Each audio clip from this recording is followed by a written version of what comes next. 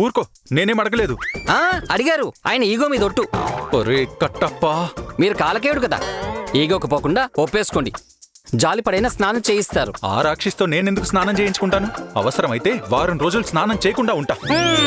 కంపు బాబోయ్, నేను భరించలేను. రే రూతర్, స్నానం చేయించమని అడిగింది నిన్ను. స్నానం చేయిస్తావా లేదా? ఇదిగో మళ్ళీ ప్లేట్ ఫిరాయిస్తున్నారు. మధు గారిని అడగండి. అన్నయ్య, ఆయన బతిమాలుకున్నా నేను చేయించను. ఒరే దుర్మార్గుడా, తన ముందు నన్ను వెధవం చేసావు కదరా. నేనెప్పుడన్నానరా తనని స్నానం చేయించమని? నేను ప్రయత్నం చేసినా చీ యాక్ అని వెళ్ళిపోయిందిగా. మీ ఆవిడ వెళ్ళిపోయినప్పుడు నేనెందుకు స్నానం చేయిస్తా? చేయించను.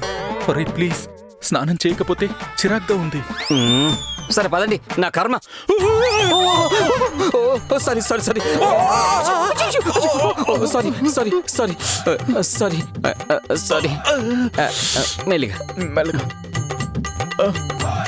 ఈ పాటికి పెళ్ళై పిల్లల్ని కని వాళ్ళ మూతులు ముక్కులు కడిగి స్నానం చేయించాల్సినవని ఇప్పుడు మీకు స్నానం చేయించాల్సి వస్తుంది. అసలు మీ వల్ల పెళ్ళే కాకుండా మీకు సేవలు చేసుకోవడానికి సరిపోతుంది.